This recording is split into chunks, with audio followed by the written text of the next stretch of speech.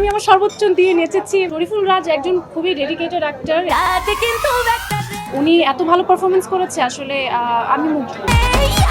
হ্যাঁ, আমার তো আসলে আপনাদের সবার রিয়াকশন দেখে খুবই ভালো লেগেছে এবং প্রতিটা মানুষ ক্যামেরা রেখে এভাবে করে নাচছে, তো ডেফিনেটলি ইটস আ ব্লেসিং যে আপনারা যখন একটা ডান্স নাম্বার করেন তো সেই ডান্স নাম্বারে যদি মানুষ নাচতেই না পারে তাহলে তো ওইটা ডান্স নাম্বারই হলো না। সো ডেফিনেটলি আমি আমার সর্বোচ্চ দিয়ে নেচেছি এবং আমার কাছে মনে হয়েছে যখন কেউ আমার পারফরমেন্স দেখবে তাদের ওটা দেখেই যাতে নাচতে ইচ্ছা করে, তো আমি চেষ্টা করেছি সেভাবে পারফরমেন্সটা করার। আমার মনে হয় এবারের ঈদটা আমার ইনসাফময় হতে যাচ্ছে, আর কোনো কিছু নিয়ে কোনো পরিকল্পনা নেই। আশা করছি যে ঈদের দিন থেকে যে কয়দিন পারি নিজের ছবি তো দেখবই, সেই সাথে বাকি যত ঈদের ছবি মুক্তি পাচ্ছে সবগুলো ছবি দেখার ইচ্ছা আছে। সামনে আরও কী কী দেখতে পাচ্ছি সেটা আসলে আমি আপনার মতো আমিও কিউরিয়াস।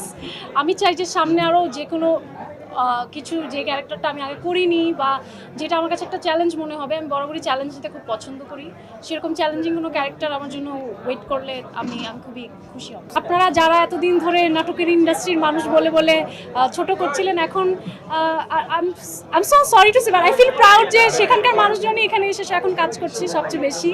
সো এটা আমাদের জন্য খুব পজিটিভ, এবং একই ঈদে এতগুলো আমাদের মানে ফ্র্যাটার্নিটির মানুষজনের একসাথে ডেবিউ হচ্ছে, একসাথে ছবি আসছে, আমি খুবই খুশি এবং আমি চাই প্রতিটা ছবি সাকসেসফুল হোক, প্রতিটা অ্যাক্টর সাকসেসফুল হোক, অ্যাক্ট্রেস। শরীফুল রাজ একজন খুবই ডেডিকেটেড অ্যাক্টর এবং উনি ওনার কাজে 100% দেওয়ার চেষ্টা করেন এবং প্রতিটা ক্যারেক্টারে উনি এমনভাবে অ্যাক্টিং করেন মনে হয় যেন এটা ওনার জন্যই লেখা।